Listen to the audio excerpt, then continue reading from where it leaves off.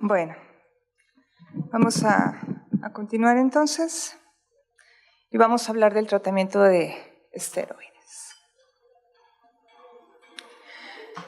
Hablando un poquitito de historia y rápidamente, desde 1563 se describieron las glándulas suprarrenales, pero es hasta 1849 en que Addison identifica un síndrome asociado a la destrucción de estas glándulas, y es hasta principios de siglo que se reconoce la corteza adrenal como un elemento esencial para la vida.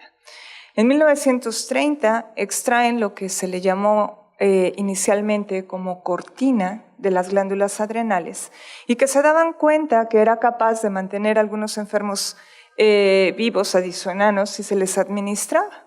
Luego Kendall y Richenstein en Suiza purifican entonces una serie de esteroides adrenales que en 1948 empiezan a tener un poquito más de auge y Henge hace estudios muy importantes ya con estos medicamentos, específicamente en artritis reumatoide, lo que junto con su grupo les valió el Premio Nobel de Medicina en 1950.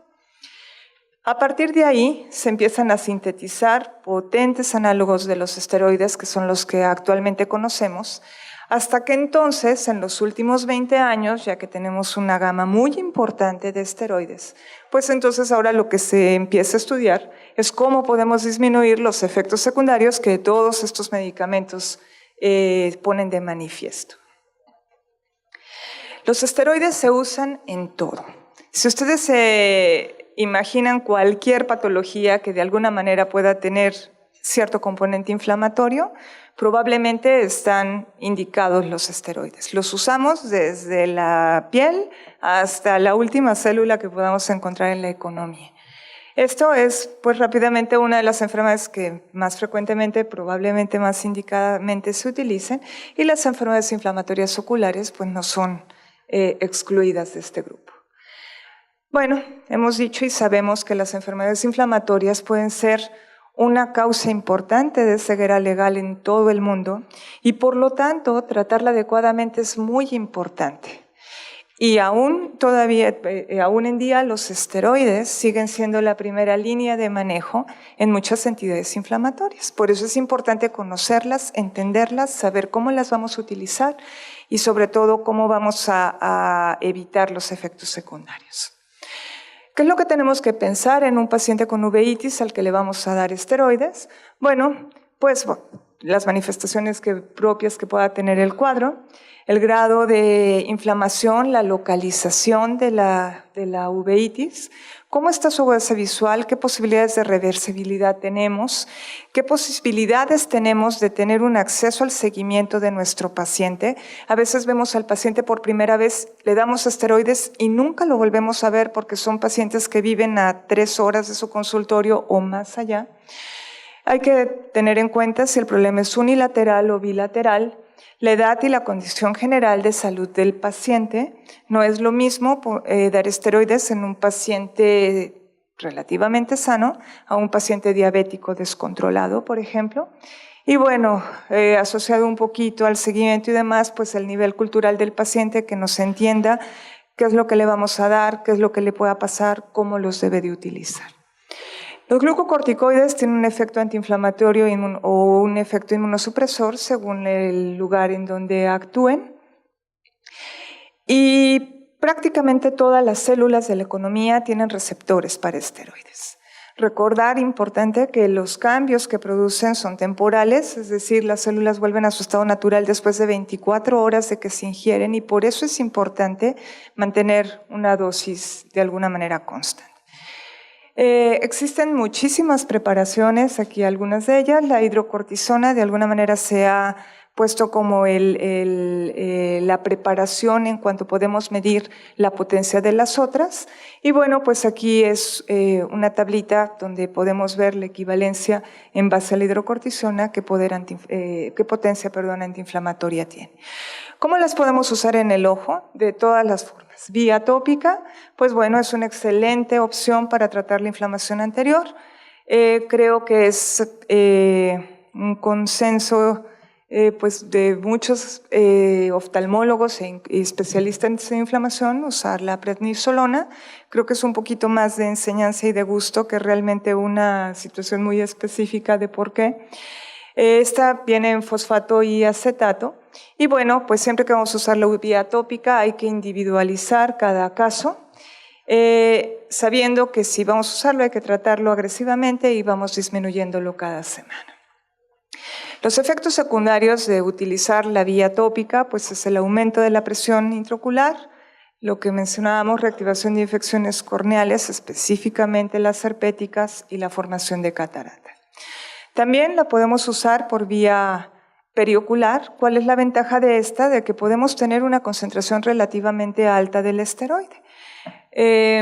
Lo que más comúnmente usamos es la presentación de betametasona en su forma acetato y fosfato, que nos da la posibilidad de ser un esteroide de depósito que lo podemos administrar cada 3 semanas.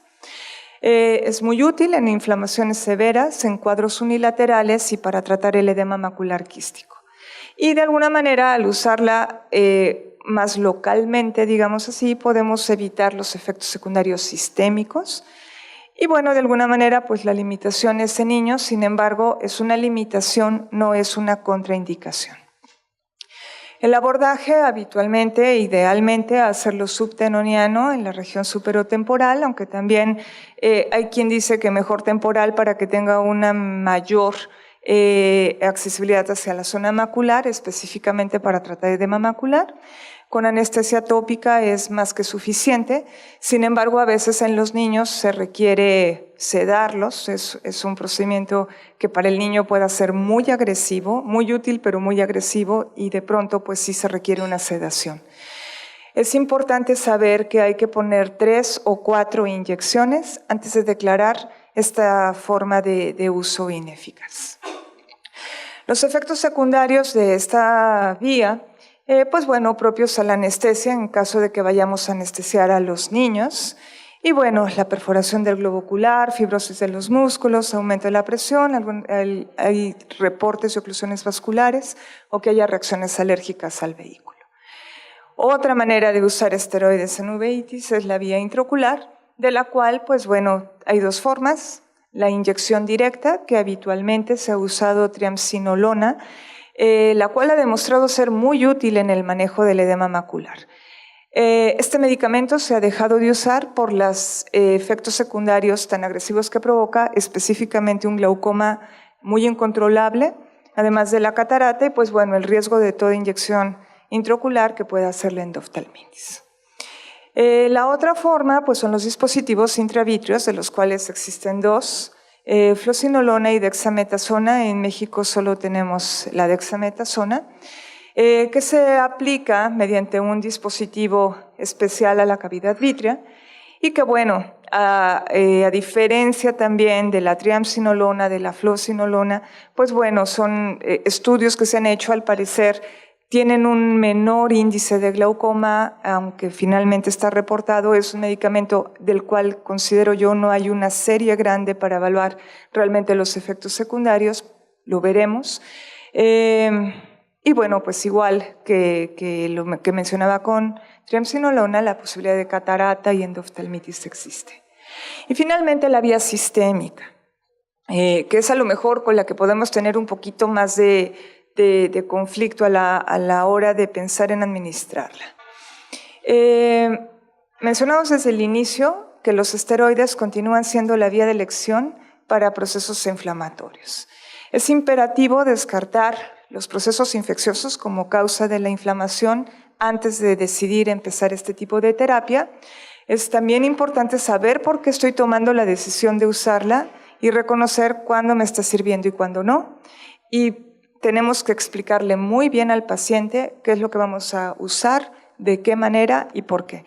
El paciente, como que en nuestro medio tenemos como que la palabra cortisona en nuestros pacientes. Le van a dar cortisona y eso como que genera, no sé, una historia de terror ahí alrededor que no es tanta. Es algo que le va a ayudar y que puede darle no tanto problema, pero hay que explicárselo muy bien.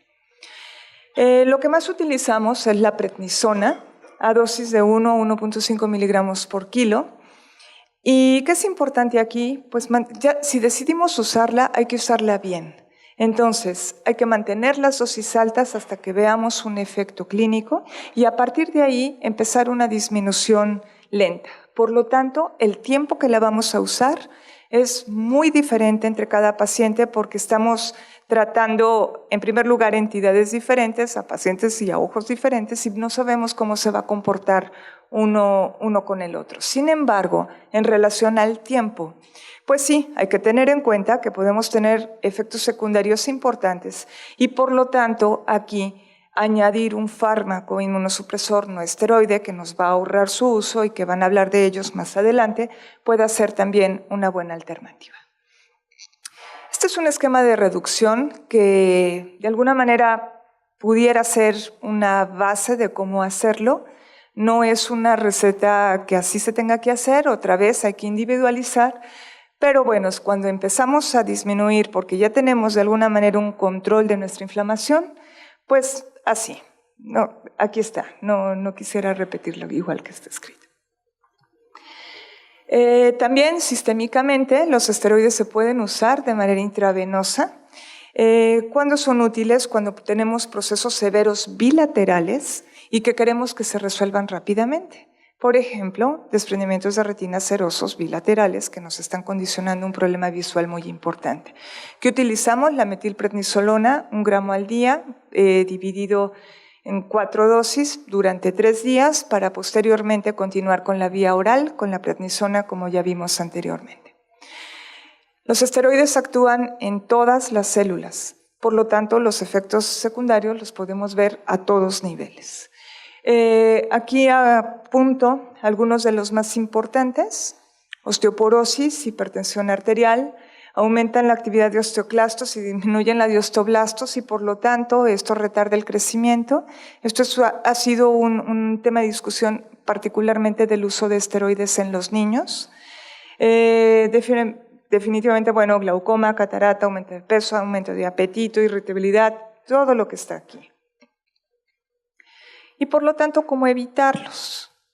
Yo creo que es muy importante evitarlos en 2 aspectos, tanto del lado familiar como del lado médico. El lado familiar, pues definitivamente, otra vez, hablando bien con la familia, explicándole qué es lo que va a tomar su hijo, qué es lo que va a tomar el paciente como tal, vigilar la alimentación y hacer como una dieta familiar, digamos así. No le podemos decir, sabe que a su hijo le va a dar hambre, entonces ya no le dé papitas y pizza y panquecitos y el niño comiendo verduras y toda la familia comiendo pizza, ¿verdad? Pues no.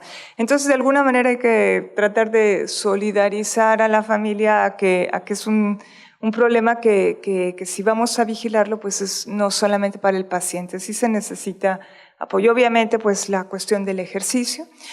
Y bueno, de pronto hasta apoyo emocional. El médico, pues definitivamente tenemos que reconocer todos los efectos secundarios y tratarlos. Hay que otra vez desde el principio pensar que si nuestro paciente es diabético y le vamos a dar esteroides, pues entonces estos efectos secundarios se pueden todavía complicar más. Por lo tanto, pues nuevamente apoyarnos en los médicos especialistas, en el endocrinólogo, todo lo que está alrededor del paciente, el médico internista, que de alguna manera pues nos va a ayudar a controlar estos efectos secundarios si nosotros no nos sentimos capaces de hacerlos. Y bueno, lo que mencionábamos, el uso de ahorradores de esteroides, que es lo que vamos a ver más adelante. Muchas gracias.